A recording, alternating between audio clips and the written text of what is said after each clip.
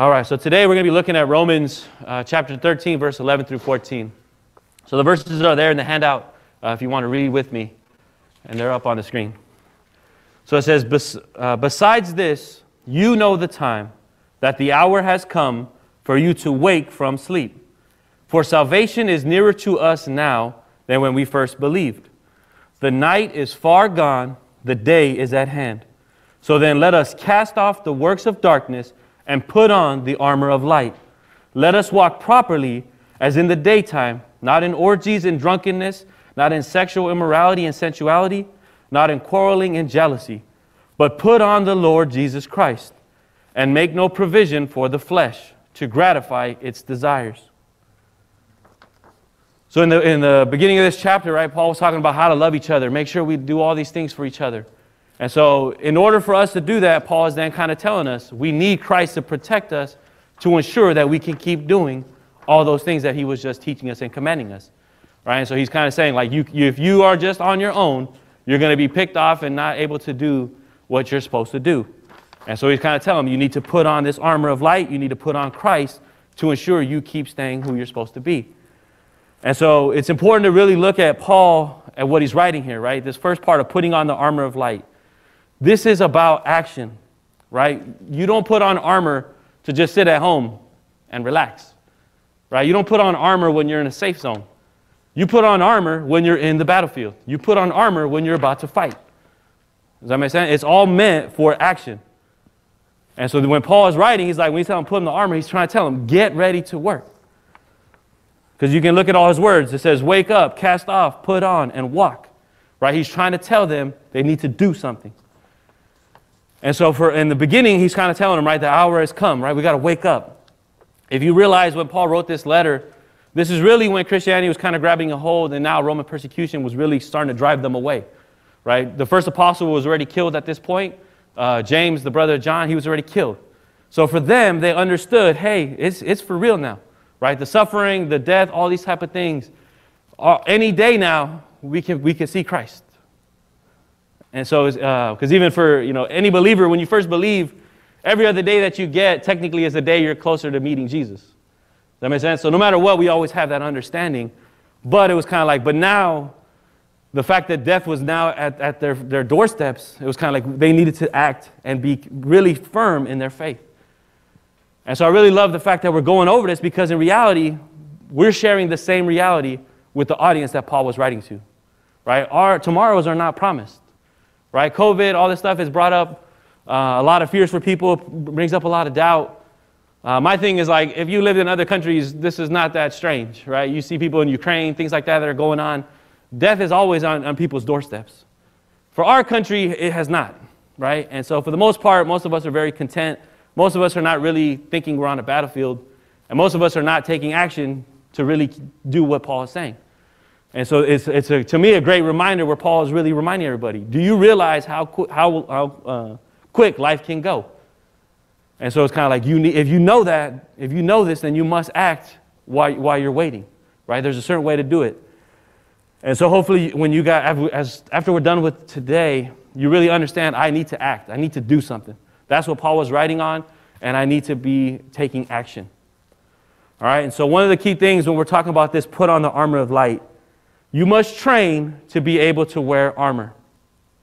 Nobody can just grab an armor and put it on and wear it all day and fight. Right? Armor is heavy, and your muscles usually aren't trained for that. And so Paul is writing to an audience that understands this very well. Right? They understood the Roman soldiers. For them, fighting was a way of life. Even as Jews, right? You knew about fighting, all the stories from taking over the promised land. They were also warriors as well. So they knew what armor was, and they knew what it took to wear it. So for most of the time, most of us don't really know what it means, right? It just sounds like a cool thing. Like, let me put this on, and I could do it all day long. But trust me, armor does not work that way. Armor is something that you have to spend you have to dedicate your whole life to being able to wear it. And so since most of you don't know about armor, thankfully, I have a little experience, so I can shed some light and some insights about what it means to wear armor. All right, so obviously I'm in the Army. They give us body armor, all that stuff. So when they first give you your body armor, right, they measure you. There's certain sizes, all that stuff. It's all fitted to you. Normally you get a front plate, back plate.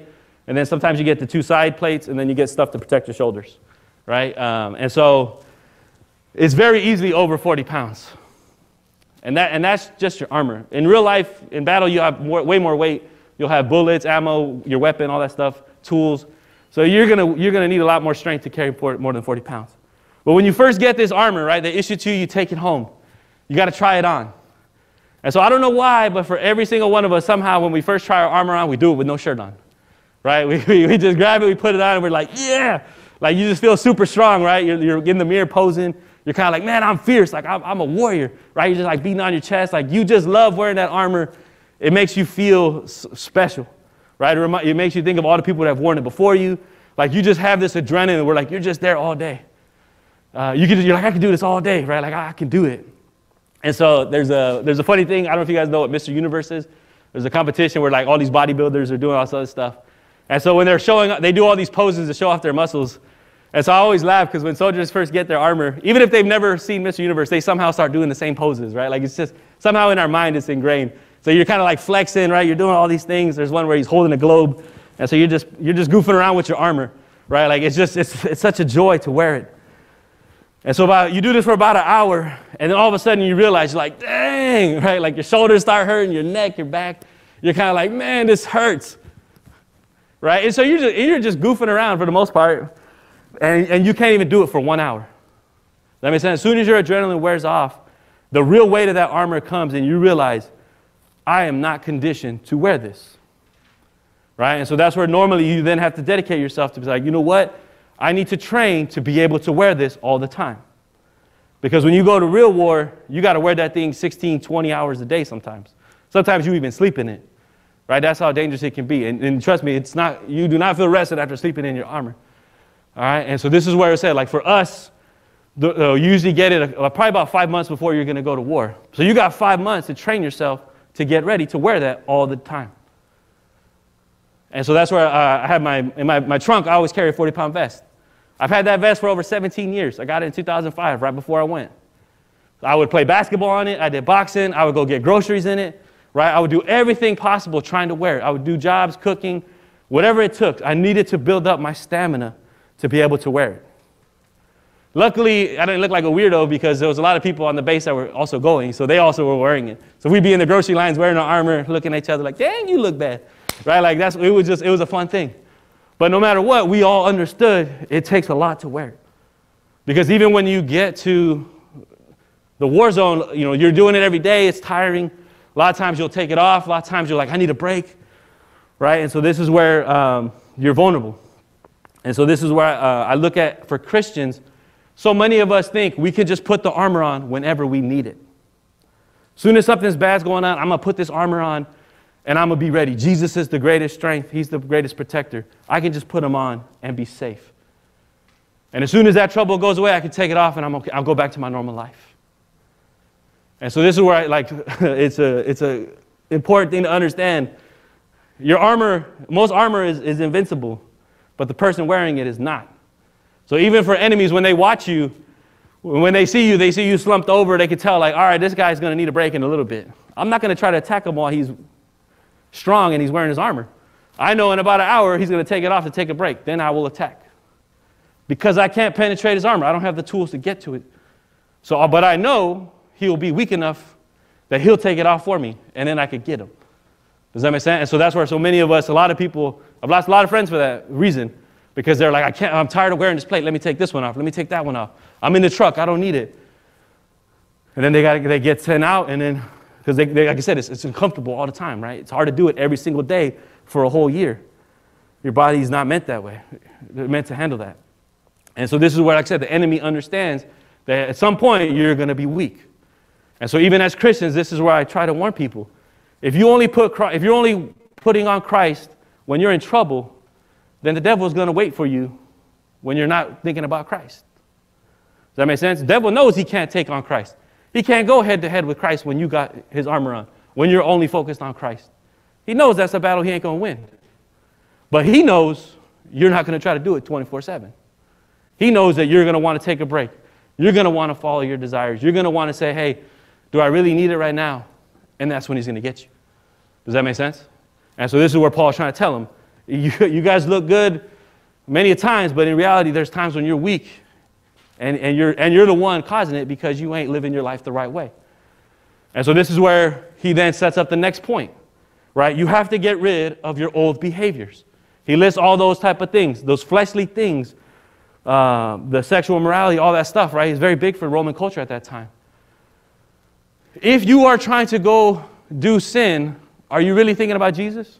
Are you trying to put him on when you're going to go do sinful stuff?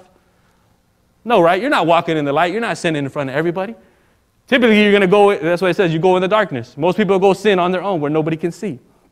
Does that make sense? So when you're off on the own, making the ability for yourself to sin, you're away from Christ. You're not trying to have him see you. You're not trying to have him be with you. You're not trying to have him protect you. You've already now set up the ability for you to sin. Does that mean? And that's what Paul was saying. As soon as you guys want to follow your flesh, that armor, you leave it to the side and go off on your own. And that's why you guys keep getting picked off. And so that's what he was kind of saying. If you don't get rid of these old behaviors, how can Christ really then lead you? Because if you look at Paul's writings, he talks about this a lot of times. He always compares following the flesh or following the Spirit. It's one or the other. You can't do both.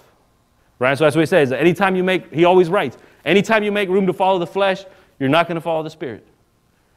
You're going to fall into those old ways. That's where I like that song, right? It's like you're going to go back into being enslaved to what you were free from, right? And that's where Paul's kind of like, why would you go back to what you said you wanted to be free from? Make sure you get rid of it. And so there's a popular saying, you see this a lot in leadership books, team sports and stuff like that. You have what you tolerate, right? If you tolerate procrastination, you're always going to be behind. You're not going to be on time. If you tolerate people not taking responsibility, you're going to be surrounded with people that don't take responsibility, right? If you tolerate people that are always taking chances, you're going to be around people that you're going to be surrounded with a bunch of risky behavior. Does that make sense? That's what it's kind of saying. Like if you tolerate it, it's going to keep growing and growing and growing, right? It's going to keep being around you. And so that's what Paul's saying. Like if you tolerate all these sinful, if you create opportunities for this to start festering, then it's going to be all around you. It's kind of like, that's what I talk about. Like if you tolerate not eating healthy, what are you going to do? You're going to be unhealthy, right? You're not going to have a healthy body. You are what you eat. You see all those sayings? It was kind of like whatever you tolerate is what you're going to have. That's a principle that you cannot ignore. And that's what Paul's trying to remind them. If you're really tolerating all these things, you're tolerating this behavior, letting it creep in, it will show up, and that's what you'll be surrounded by. And so that's where he's talking about getting rid of it and what you need to now put on. And so, but hopefully you guys, like I said, I won't get into too much about what behaviors you need to get rid of, right? All these type of things, because it is something that you got to think about for yourself, what it means, right? What actually causes you to go back into sin? What causes you to not look to Jesus? We'll go through an application on that later. But hopefully you guys get this in your head where it's like, whatever I'm doing is going to influence me one way or the other, right? I'll use it like even music, right? Whatever you watch, things like that. You have no idea how little they influence you. I've shared before, I'm a big country fan, right? My dad was from Texas. He loved country music. He passed it on to me. I love it because there's a lot of like God stuff in the music. When I was a kid, my dad always had us listen to what he listens to, right? But by the time I got to middle school, my older brother went to high school, and then as he was around all his friends on the football team, they all listened to rap, right? My father would not let us listen to rap. He did not believe, he knew there was a lot of bad stuff in that music. But he would never stop us from doing what we wanted. He knew he can't control us 24/7. He would just try to recommend as best he could. But he would tell us, like, do you really think that's going to influence you in a positive way? And so my older brother, right, he obviously wants to fit in, be popular. He starts listening to all the rap music. In the Bay Area, this was one of the bigger scenes for rap, right? A lot of the very top artists, the very beginning, came from this area, a lot of influence, right? So, and if you grew up in the ghetto, if you were in the hood, like that was, you had to know that music too, right? It was kind of like you'd be a weirdo if you didn't know it. And so imagine I'm growing up in the hood and I listen to country music. You think I had a lot of friends? Nope. Right? But even my own siblings, they would make fun of me because when my dad was gone and they wanted to listen to rap music, at the time I used to be the goody two-shoes. I was like, no, we can't do that because Pop said we can't. Right? He said it's bad. And they're like, oh, the baby, he's going to cry, he's going to tell dad on us, all these things. So all my other siblings were into rap long before I was. So I held out for about a year and a half. But eventually, like, you know, I started listening to that music, right? I didn't want to look weird at school. And so, like I said, I didn't realize how much these things kind of influenced me. And so, you know, but one thing I realized, and I'll see it later, was like everything I listened to, it did reflect a lot of my personality, right? And so this is where it kind of led me to it. And so you don't really realize it. The first time I really realized that all the stuff I was putting into me does show up, all right? Because I thought I am who I am. Nothing can change that. And so I said I used to hide that I was a country fan for my whole life. And so the last place I worked in Colorado, there was a guy from Texas, and he was a big country fan. And so all my buddies, they listened to rap. They knew all the stuff I listened to, right? I definitely listened to some crazy stuff. I used to use it to get psyched up for workouts and stuff like that. And so one day I'm teaching the people I'm leading, and I was saying, like, you got to roll with it, right? And so there was this popular Christian song, or popular country song at the time called Roll With It.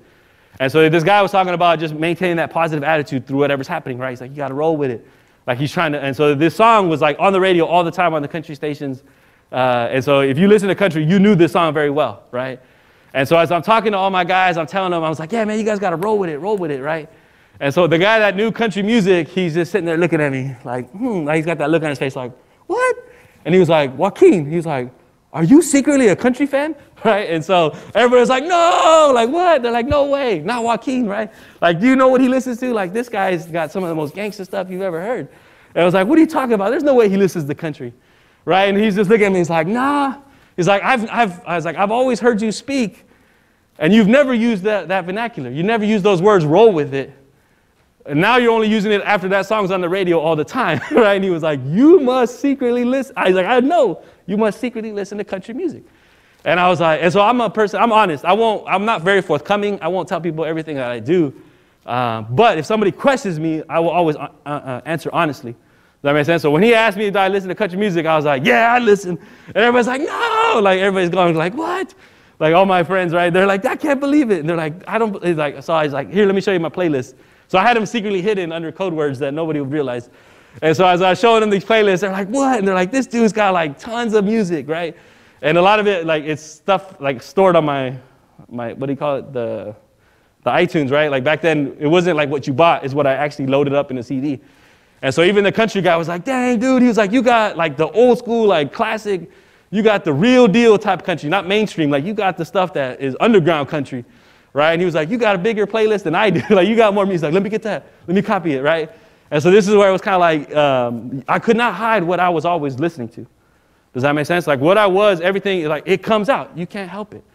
And so that's where it was kind of like, it's a funny story. Like, and luckily I was around people that like country, so then I could be more myself. But that's what we're saying. Like, if you realize what every single thing that you watch, everything you listen to, it will push you into that direction. Does that make sense? And so even though some things might seem innocent, it's kind of like, hey, we know it influences us, right? TV, advertising, all that stuff. They make tons of money knowing how to make you want what they want you to buy. Does that make sense? That's why I said, like, everything is built around making you move. And so this is where Paul, you know, he's writing to that audience not to eliminate that stuff. And I think we have to understand that as well. We have way more influences now. We have far more things that can make us think and act in certain ways. And so it's kind of like, what are we doing to protect ourselves from either way? Does that make sense? And that's why I said, like, part of that armor, part of that training is understanding what you need to get rid of to be able to then do what you're supposed to do. Does that make sense? Because that's what I said, you have what you tolerate. Because that's where, even for armor, when you're training for that, you have to change your whole lifestyle to be able to train all day long to wear it. Right, you get rid of, you start eating healthy, you have to actually eat vegetables, terrible time, right? That's why I was like, I knew I couldn't just eat meat anymore. If I was gonna wear body armor for 20 hours a day, I had to actually eat something green, right? And I did it because I knew I needed to. But even how you sleep, how you stretch, like you start taking care of your body more than you ever have. Most people have to start quit drinking, all this kind of stuff, because it takes every single thing you need. It takes everything you have to be able to do that. Does that make sense? And so you have to make that choice. What am I gonna have? Am I going to have the strength to keep wearing this, or am I going to be weak and be vulnerable? So most people make that choice. And so that's what I'm saying. For Christians, Paul's telling them, if you're going to put on the armor of Christ, you have to get rid of these things that are influencing you, that draw you away from ever wanting to put it on. And so as he's telling you to get rid of, he's basically telling you what to go to, right? And so it says we must put on Jesus to walk by the Spirit. And so it's important to remember, right? Jesus died to free us from our old ways. See, I was on that same wavelength with that slavery, right? The whole point of Jesus' mission was to free us. And so for us to go back into our old ways is really to undo what he's done, right? He gives us the armor to protect us from walking like we used to. Everything was meant to help us, to protect us, right? To keep us free. And so when we go back the other way, that's where it's kind of like, that's why I said, not only are you putting down the armor, but you're basically walking back into the places that were torturing you, the places that were causing you pain. Does that make sense? That's where it's kind of like, in some ways it doesn't make any sense to us, but obviously we understand sin has that influence. But that's where the whole point of putting on Jesus, putting him on to ensure that we're not tempted to go back that way. Right? He's going to be the one that gives us the strength to resist. And so his armor is meant to help us with new challenges that come from walking like he helps us with the new challenges that come from walking like he did. So in many ways, a lot of times we think about armor and it's kind of like, oh, it's going to help me from going back to my evil ways and stuff like that. It will, for the most part, but that's not its main intention. Its main intention is, as a Christian, you are now going to face new attacks. Right? You're going to face new attacks that you need armor for. And so you need to be able to, you need Jesus to help you go through it. If you look at, he talks about it in Ephesians, the armor of God. He'll go in a little bit more in depth, right? But it's a very similar principle. But he talks about the helmet, the chest plate, the belt, the shield, the shoes, right? And then the sword, the word of God. But basically it was kind of like, in reality, if you ever do a study on Ephesians, it's really good. But it's really good to study the armor. How each one, right? It's protecting your mind. It's protecting your heart. For Jesus, it's protecting your truths, right? The belt. It's kind of like what keeps your pants up, right? Like that's what, he's the one, his truths are what is balancing everything. And then even your feet, as you're going to do God's work, you need the protection, right? And obviously what creates that is the sword. But that's what we're saying. Like in reality, as a Christian, you're going to face far more attacks. And so it's kind of like, if you're only worried about your old ways and that's all you're fighting, then you're not going forward. Does that make sense? You're not really taking the action to then start walking with and like Jesus. Does that make sense? Because this is where it's important to understand, what is the armor given to us for? Is it given to us so we can be in our homes just chilling, protected? No. Right? That's why I said armor does not serve that purpose. Armor is not put on just for you to be at home safe. Right? Basically what Jesus is saying, what Paul's telling them, is that Jesus went to the battlefield to go get you and save you. He protected you. He brought you back. He's the one covering you now. And so now that you're saved, Jesus is not saying go back home and stay safe while I go get the rest of our brothers and sisters. Jesus is saying, I'm out here on the battlefield. Put your armor on. Come with me. We got more work to do. We got more fights to fight. We got more people in danger. Does that make sense? That's what the main purpose of the armor was for. As you're now going to go forward, as you're now walking like Jesus, you are going to face these attacks. You're going to face all these other type of things. Right? And so that's where, like, if you know Paul's life, he very much lived that out. He was beaten. He was thrown in jail, right? People made fun of him. People were criticizing him. Even in the church, other leaders, things like that. They would criticize the fact that he was beaten. They're like, how much is he really God's chosen one if he's the one being beaten? Even though everybody knew Jesus was beaten, and these are people that follow Jesus, somehow they would try to put down Paul just because he walked similarly to Jesus. But they would try to attack his identity. They would try to attack what he was going through. That's where the armor, if you read the rest of Ephesians, that's what he's talking about. My mind is protected by Jesus, by his words, by his actions. Right? If you think Jesus said, everybody that follows me will face the same type of thing. No servant is greater than the master. Right? So even though Paul's getting beaten, people are telling him, like, you're not worthy. The teachings of Jesus is protecting his mind from ever letting that creep in. Does that make sense? That prevents him from ever stepping back and thinking, God's not with me. Jesus is not with me. Right? That's what it said. Like his heart, all these things, every single thing that was protected was because of the way Jesus did it. But it was all for Paul because he's going forward doing what Jesus wanted. Does that make sense? And so that's where I was kind of like this understanding of the armor is meant to be like we're supposed to be about action. That's why he put that beginning, right? Where it's kind of like the end time is near. This is when Christians need to be at it the most. Right? Even now, we kind of say the same thing, right? Pastor Paul's trying to do the mission work out there. Why? Because he knows we can't just keep sitting back waiting. Right? People can be gone at any moment. Right? Even for us, right? Our loved ones, our parents, our grandparents, right? All these people, they could go at any moment. And that's where it's like, we got to put on the armor and go do what Jesus said. Does that make sense? It's not meant for us just to be at home, relaxing, being protected from our old ways. It will do that. That is how it starts. But like we said, at some point, you got to go. Does that make sense? It's important to start training. Jesus is going to use that time to train up, prepare. But at some point, he's saying, you're going to have to go and do what I do. Because if you're walking with me, where am I? I'm out there. I'm on the battlefields. I'm out there for every single person. Right? That's what, like, the thing. I forget all the words, but he's like, he loves you. He's never, he's always going after you. That's the truth. We know that. And what does he do? Where is everybody that needs that? On the front lines, in struggles, in sin, all these type of things. And so it's kind of like, if we're going to walk like Jesus and walk with him, then we're going to have to be on the front lines. And the beautiful part is, Jesus says, I'm going to give you what you need to ensure you're protected. And really, what the armor is meant to do, and this teaching was kind of like, Jesus' armor, like I said, right, the armor's up front. If you let yourself be surrounded by all these other things, they're going to creep in on the side. Does that make sense? Nothing can directly stop you from falling. Nothing's going to directly beat Jesus. But on the side, you're weak. Right? That's why I talked about our armor. There's certain weak points where it's like the front's good and the back's good, but our sides are very exposed. That makes sense? You just can't design plates around the other parts. You can only do small things because you still need to be able to move. So you can shoot somebody right through their arm and take out their heart. Does that make sense? They have to even teach you how to walk. So most people, if you ever see them, they turn sideways, right? If you shoot sideways, your arm is exposed, which allows you to get killed. So you have to relearn how to shoot and walk forward like that all the time with your chest plate forward. Does that make sense? That's what we do all the time. And so when Jesus is and Paul is the same thing. When he's talking about armor, he's talking about a Roman armor. Their armor is the same way.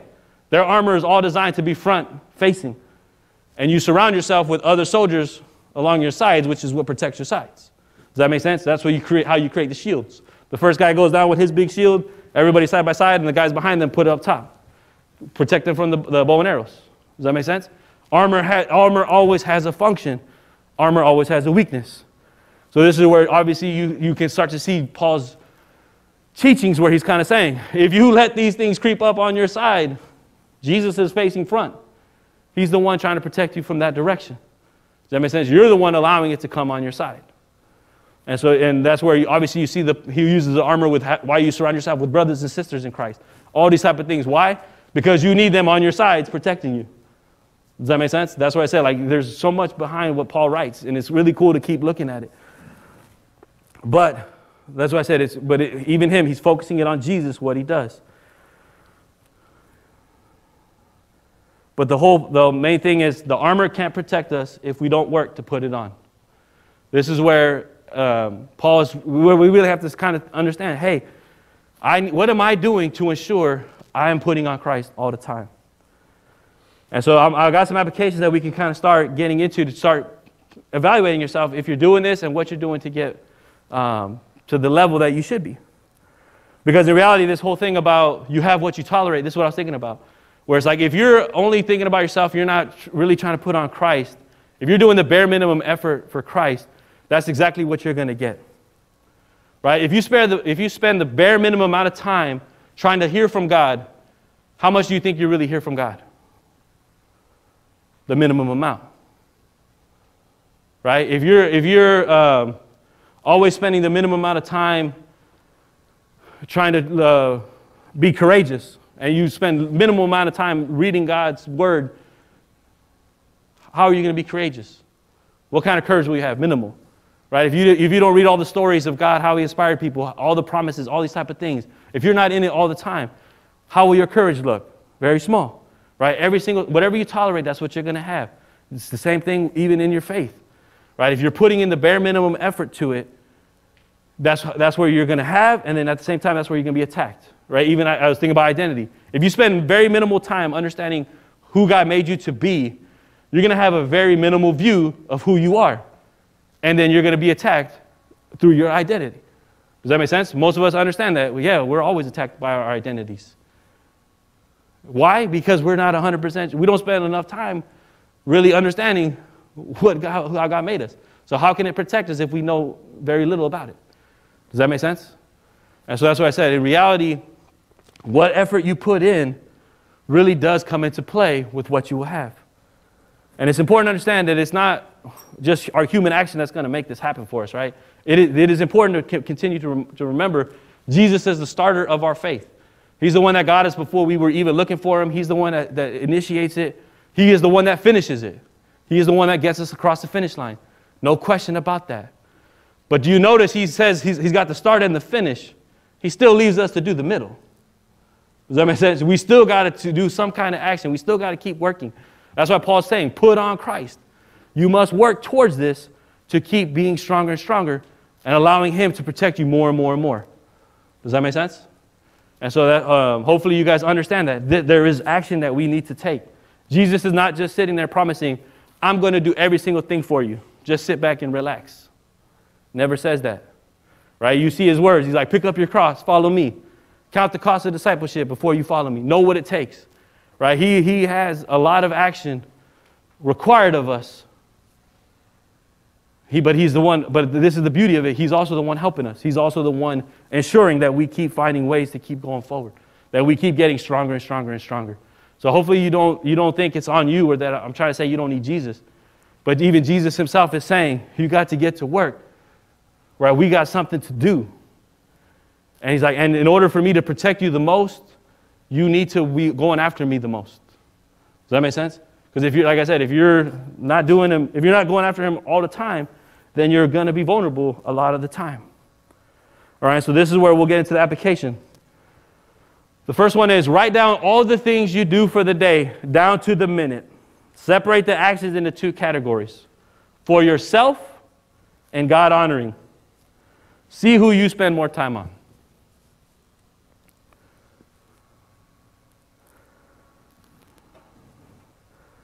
And so I think most of us, depending on how you do this, you can be very lenient on yourself. That's why I was like, I'm not going to judge any one of us. But you could put, if you're doing your work for God, you get a good block right there, right? 8 hours a day for the most part. So you're going to have a good advantage. If you feel like you're doing a job that's not for God, obviously that's going to skew your numbers. But in reality, I think for most of us, we can really see if we wrote down everything we do every single minute, what are we really spending our time on? What are we really putting on? Does that make sense? Because that's where you're going to look at it. Like, I'm only putting on 5 minutes of Christ on the day. 8 hours I'm sleeping. And then there's 7 hours I'm putting on a bunch of junk. Well, you're going to have 7 hours worth of junk and 5 minutes worth of Jesus. Does that make sense? And so that's where I said, hopefully you guys look at that life. Look at your lives and understand, what am I doing? Right? Am I adding it towards the light, or am I going towards the darkness? So as you look at your schedule, make changes to your schedule to help spend more time with God. Right? It's one thing to look at it and know it, but then you got to commit. Right? You have to say, hey, what am I doing? I know it's wrong. I know I want to do what's right. How can I change? What can I make to change to ensure I'm going after God? And the next thing is commit time to strengthening your faith every day. Right, this is what I was trying to tell you. Armor, even for training, you can't just do it for 5 months and then just stop all that training. You do it every single day till you're done with it. Does that make sense? Even now, I still carry that. Like I said, I've had that vest for 17 years. I still train with it. Why? Because I never know when I'm going to need it. I'm going to need to wear some armor. Does that make sense? Times get crazy. I'm always looking for a revolution. No, I'm just kidding. But that's what I said. For me, it was always a mindset, right? I need to keep training myself up to keep wearing it. Because even it's a reminder of my faith. What am I doing it to grow it every single day? Because I think Pastor Cheng, I appreciated one of the studies he did for young adults. He asked everybody, are you the same person at work, at school, or at your job, and at church, and at home? Right? He was kind of like, are you the same every single place you go? I think he just did work, home, and church. But when he asked that, most people were like, no, like I'm a little different here, I'm a little different there. Right? And so that's where it was kind of like, it begs the question, are we really training ourselves up to be a Christian 24/7? right? Because this is what I was thinking about even as a Christian. It's so easy to put on our armor of Christ every Sunday morning and be a good Christian for 3 hours. We can show up to church, we can sing, we can be hospitable, we can do all these things. Let me help you, let me put this away for you. Right? For 3 hours, we're going to be good. But usually by nighttime, before dinner, families are usually tearing into each other. Does that make sense? Why? Because they're so tired of being good and Christ-like for 3 hours. Right? And they're like, I can't do it for the whole day. Right? So that's why it's like, it's crazy how many people be fighting in the parking lot before church, fighting afterwards. Right? That's why I said for Christians, we're only building ourselves up to do it for a couple hours. Even myself, I'm pretty angry by Sunday evening. That's just because I'm hangry. Right? So as long as you keep feeding me and giving me sugary drinks, I will be Christ-like 24/7. All right? But that's why I said I got to train myself to be able to do it without food. That's what I'm saying. Like in reality, think about even your own faith. Are you being Christian 24/7? Or is that too much for you? Too much energy? And I think a lot of us will say, yeah, that's true.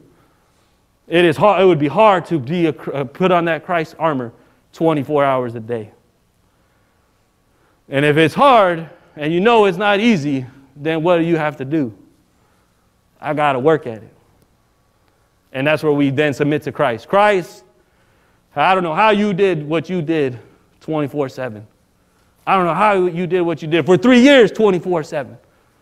Right? Not just the fact, obviously you're around in history throughout time and all that stuff, but even through when you were in our bodies, you were ready to go for three years nonstop.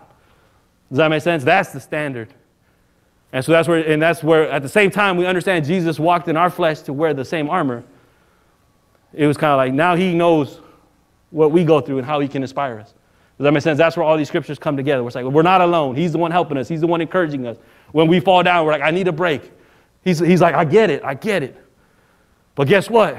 The things you were doing 3 days into this, that's the reason why you need a break right now, because you weren't getting ready. Or you were only looking for me when you needed me. Does that make sense? And that's where he reminds you. If you know how good I am now in your time of trouble, why are you not using me all the time before it comes? Does that make sense? And that's where it said Christ can then use all those times. And this is where in my mindset, the more you are trying to put on Christ, the more you're going to get Christ. Right? That's what we're talking about. What actions you're taking is what you're going to get. If you're always trying to put him on, if you're always trying to be Christian 24/7, then you're going to meet him a lot more. You're going to hear from him a lot more. You're going to experience what he experienced. You're going to do all those things, and it's going to get easier and easier and easier and easier. Does that make sense? That's the point of this. That's why he gives us that armor. That's why every single soldier that gets an armor, when they first wear it, they know they can't do it. And that's where usually a seasoned leader then tells them, let me show you the way, because I've done it before. Does that make sense? Nobody has to learn on their own how to do these training. All the trips and ticks, all the tips, right? All the strategies that I have came from people that led me, right? All the people that came before, hey, do this, do that, try this. Right? My dad also did it when I was a kid. Right? That's why I said I was wearing weighted vests. I was wearing weighted ankle stuff and all these other things. My dad gave me a military backpack when I was in middle school. I used to go rent out books from the library to load up my backpack and go walk and then bring them back. Couldn't afford weights. Right? So I had the ghetto training program. But that's what I said. My dad he gave me that wisdom. And that's what we said. Jesus is trying to do the same thing. If you want to be protected, if you want to really be with Christ, if you want to have all the blessings, all the promises, then you have to go 24. You have to be a Christian 24/7. Does that make sense? And that's where he's saying, yes, most of us will struggle to do that, but it's not on us to make it happen. And that's where we said. But Christ says, the way you will be protected from everything is if you're with me 24/7. Live your life working up your stamina to be with me 24/7. Does that make sense? 24/7 will come in heaven when we ain't got to worry about wearing that weight no more. We ain't got to worry about wearing that armor. But until then, we got to get our game on. That's why I gave it the sermon last month, right? You got to stay ready. If you got to get ready, stay ready, you can't get ready. Same thing with armor. You have to stay ready to wear it all the time. If you have to get ready to wear it, it's going to be too late when you need it. That makes sense? So use those applications, look at your time, look at all the things that you're allowing for, and really looking at how much I'm spending on Jesus, how much time I'm committing to strengthen my faith. And so the last thing I'll leave with you is When struggles come, look to Jesus to protect you. Go to him first, go to him often, and follow up for future attacks. Right? That's why I said it's so easy to have Jesus protect you one time, and then you just stop working. Right? And that's where I said then attacks come from different ways. If you understand how Jesus works and why you need to keep following up with him, his armor is the best. So when you get that frontal assault, it will repel it. And then if you follow up with Jesus, you can say like turn 45 degrees and get the next one. Go this way. That makes sense. The attack's coming, go this. That's why we keep following up. That's why it has to be on him. Because if not, I wish you luck trying to protect yourselves. I wish you luck trying to see what's out there. Because none of us can predict it. I think COVID's a great example. None of us could have predicted what that would be like. That makes sense. And life, most of us that have lived a long time understand life will keep throwing new challenges. And so this was like, if you know it's all coming, and you know you need armor, then go to the person that's got the best, and go to the person that's willing to grow you to wear it all the time. All right, so, like I said, hopefully this is, like I said, inspires you to really start taking action. Start this week really trying to go and put Jesus on every day. All right, so please join me in prayer as we just close.